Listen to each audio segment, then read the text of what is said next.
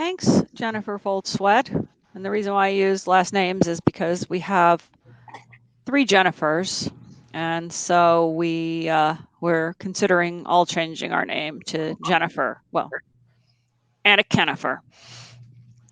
All right, so I learned a lot actually from that. I didn't realize that bees had 4 wings and Drosophila had 2, or flies had 2. So I learned quite a bit. All right, so it is the question and answer time. So we did have one person asking to post the PDF of the Citizen Science Bee Identification doc, and so we are going to post that. That is for California, and Right.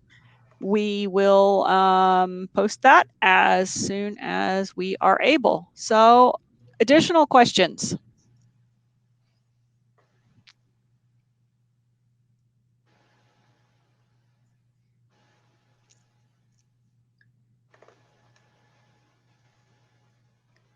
All right, well, we're waiting for questions to come in. I remember that there were some timing issues that occurred with your cure and the bees.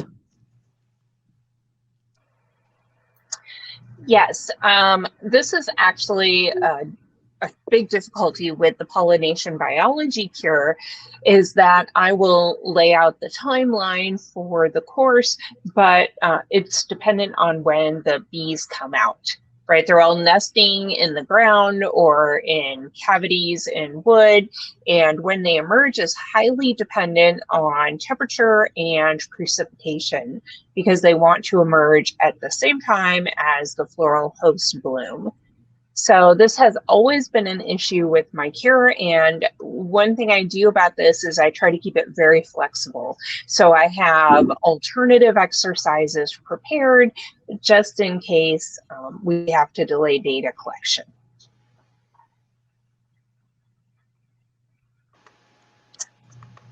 So we had a question from Tess. How often do you get stung? So that's a funny question. So yeah, I personally I don't get stung, but I have only had one student get stung while collecting bees, and he just wasn't paying attention to where the bee was in the net. But I make sure, first of all, I make sure that none of my students have allergies to bees, and if they do, that they have an EpiPen with them. But generally, I go over netting techniques pretty thoroughly so that my students do not get stung. And I also have them do netting the first time with me there during lab.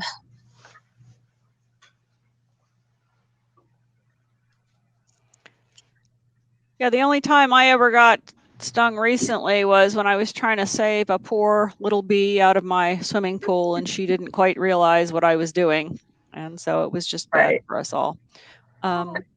So we have another question here. Do you make the students use dichotomous keys during the lab to identify bees?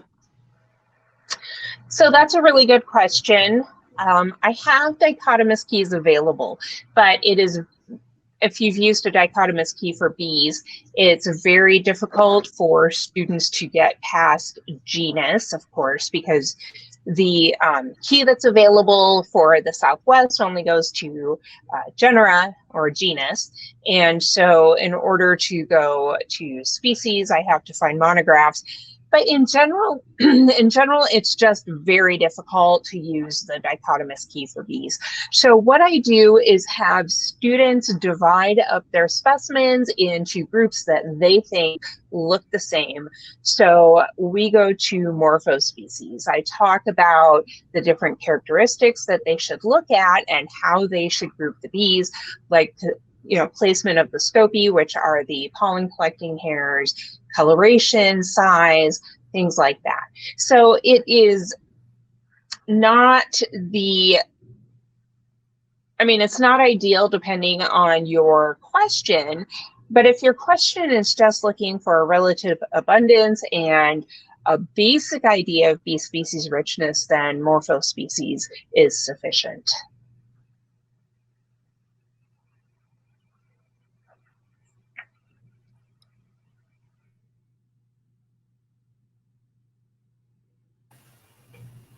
So one of the other questions that came up in the discussion, Jen, is with pan trapping, do you look at wind forecasts to determine when to pick them up? And is there a way to weight down those pan traps?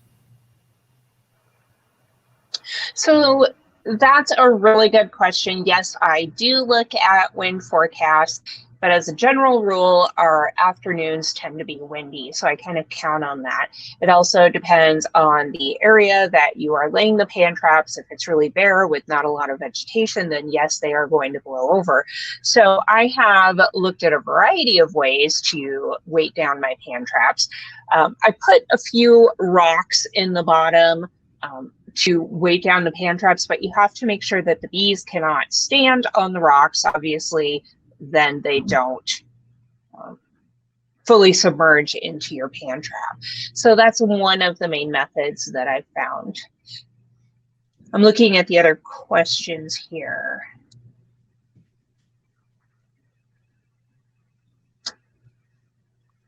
Okay. I don't see any questions that I haven't addressed. Sorry, I had a technological glitch there. Can you talk a little bit about the student paper in the Journal of the Arizona Nevada Academy of Science?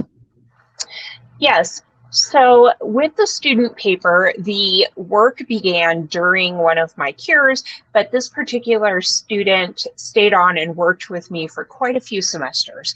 So he collected very useful data during the cure, looking at a comparison between the semi-natural habitat, so several locations in the Piestewa Peak area, and then several locations in the urban area around ASU West. And so he, based on the data that he collected during the cure, he collected actually quite a bit of data. We decided to pursue this research question further. And one point about that is a lot of times students get so interested in the projects that they do want to continue on with independent research. So we ended up publishing our data in the Journal of the Nevada Academy of Sciences. So this is a really useful journal that focuses on a lot of ecology studies, and so we thought that was an appropriate place to publish. Yeah, I've published student projects there as well. It's the Journal of the Arizona Nevada Academy of Science. Actually, I've been told that's not how you pronounce Nevada, it's Nevada.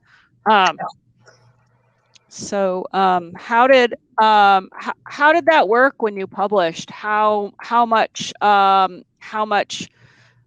were the students actually able to write the paper? That's a really good question. So this particular student, we worked for probably 6 months on the paper, and he did most of the writing and analysis of the data.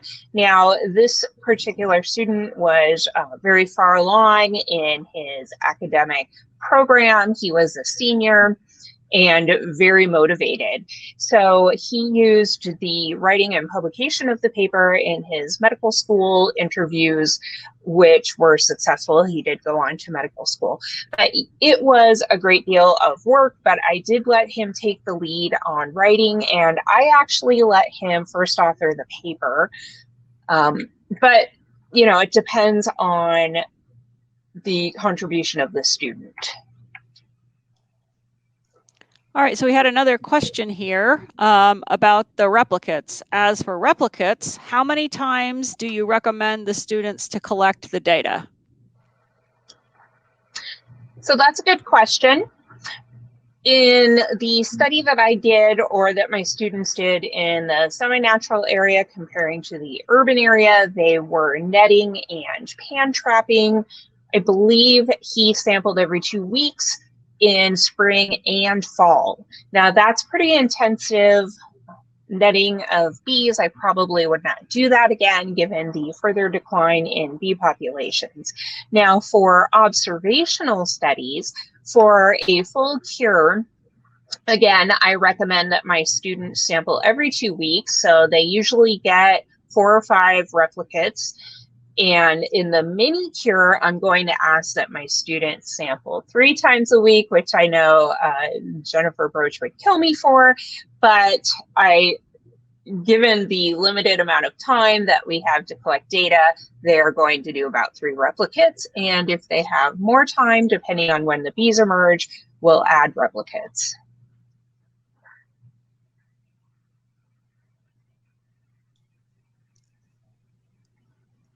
So let's talk about this 3. 3 has always been, well, Excel won't let you really do a t-test unless you have 3. I know you're laughing.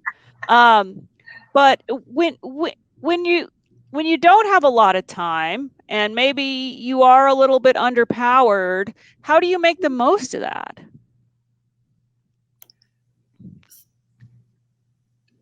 So there's lots of things. I mean, when we actually publish, like when you actually get to the point where because I've noticed a lot of the comments were like, sometimes they need a couple semesters, sometimes they need longer, sometimes we need to add all the data together. Then you can actually, probably conduct a actual statistical test where they can compare the differences, and maybe they compare maybe they use a statistical test that's appropriate, but they just don't have the power to be able to detect any differences.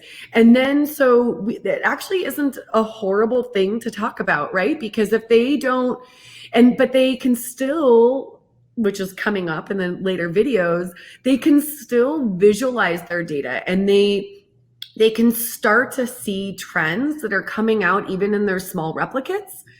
And if they start to see trends and they just don't see it come out significant, which there's lots of issues with that, right? In a statistical test, then they'll know, like, what could I do better the next time, or what could the next person do? Like, if I had the time or whatever resources, I would add more samples, because then I would be able to detect a difference.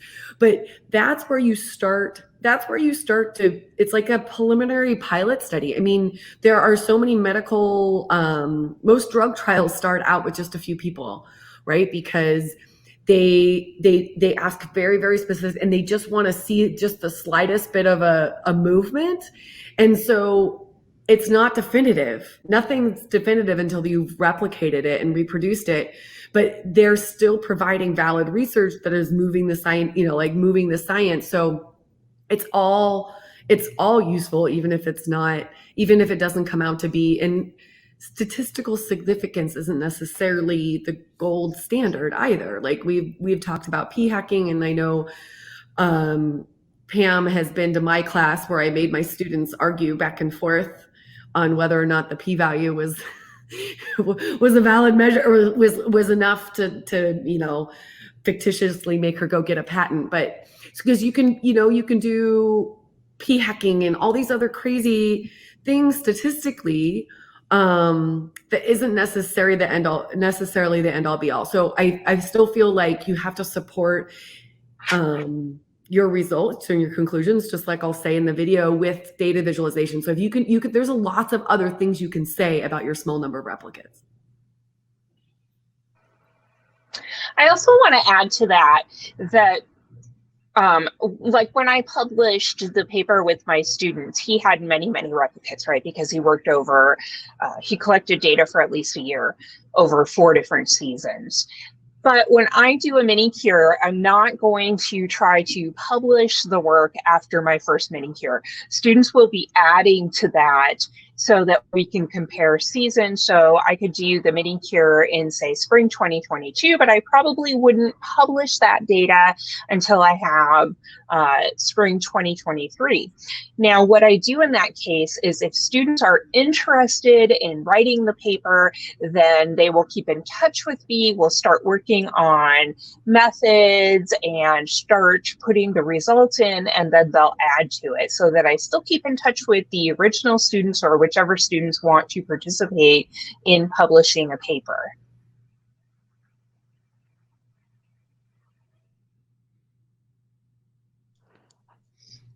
so there was a really interesting question about journals and page charges. And so the Journal of the Arizona Nevada Academy of Science will waive your page charges if you don't have a grant. You just have to let them know. I was I was president at one point and am a fellow. So that's a really nice positive place to publish. And they like observational studies. They are not so hung up on necessarily large sample size and replicates to begin with. You have an observational study and they'll, oh, that's interesting, and then you go out and you are able to identify some more funding to do the research. So we'll keep dropping some in the chat. And then there was another interesting question, which was a question for everyone. Who teaches student basic statistics using software, whether R or SAS or etc.? What are your challenges with that? So now we're back to the statistics again. And I tried to learn R and that didn't work very well. Well, there are a number of ways. I mean, base R or even RStudio has its own challenges. There are programs out there for biology instructors, biology based. It's called R Carpentry. They have a lot of workshops out there for R. Those are nice resources for, and they're mostly life science biology focused. However, just for students, I posted a new, it's actually for a textbook, and I'm actually using it for a different curriculum that I'm writing that's funded by the Bill and Melinda Gates Foundation. So it won't be branded with the book here in a little while. So, but these web apps that I just put are so user friendly. There are Shiny apps. So our Shiny apps. So these are the apps that will work on your phone. And actually, I just had a student, I know, I talked about this yesterday. I just actually had a student that for a publication used the app to create a graph because he wanted to do a stacked bar chart over a couple different groups and he wanted to manipulate the colors. And he was it was so nice. And he actually did it in because you can cut and paste the data from a Google sheet, you can upload a CSV, or you can actually just cut and paste. You can manipulate the labels, and it's all organized by app. So you can say, okay, well, explore quantitative data, explore categorical data, do a test to compare a proportion. I mean, it literally says these things and you click on an icon. So it makes it very user friendly for the students to use that app. And we're writing an entire intro stat curriculum based upon these apps because they are the absolute most user-friendly ones that I've seen out there that are free, that aren't attached to a stat book per se. And then they also have, yes, R works on a Mac. So SAS doesn't work on a Mac. So that's why I have a PC because I use SAS. SAS is way too difficult to use for an intro anybody student really.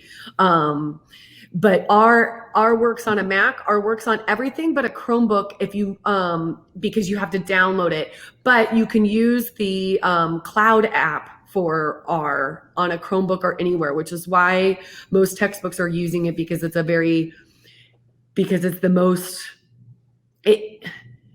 most universal and it doesn't exclude anybody for any financial reasons. So because Chromebooks are kind of the way of most students will have at least a Chromebook, but that's not very powerful in order to do any other computing on.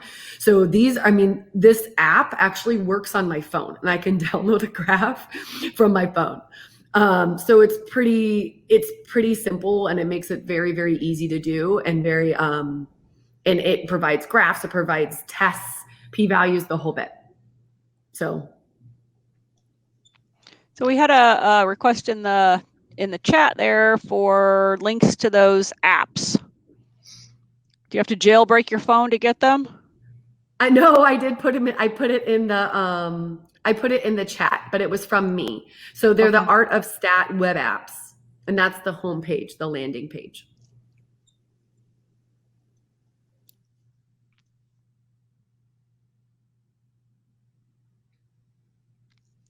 I've lost it. Could you put it in again?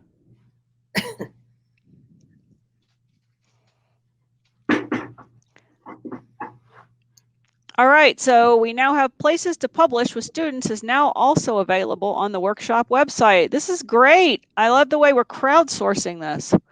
I love it. Okay. All right, so, all right. And he just put an app we wrote with R-Shiny so students can analyze MALDI-TOF data. Excellent. Okay, so more questions, comments?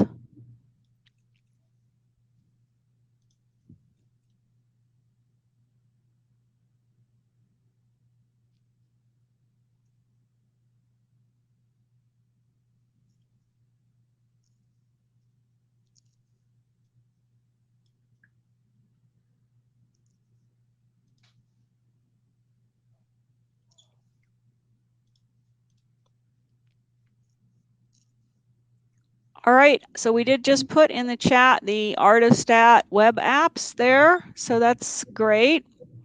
Wait another 30 seconds or so to see if there are any other questions. Okay, all right, so you lost the link. I just put it in there again, artostat.com/web-apps.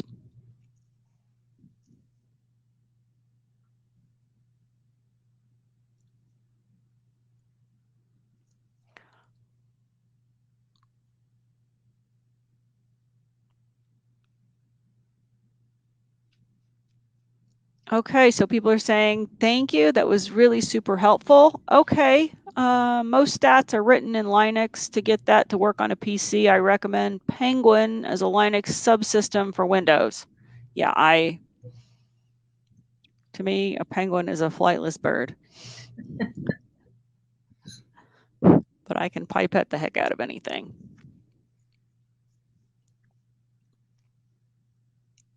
All right, so now is a scheduled break. And so we will be coming back at 11:30. Is that right?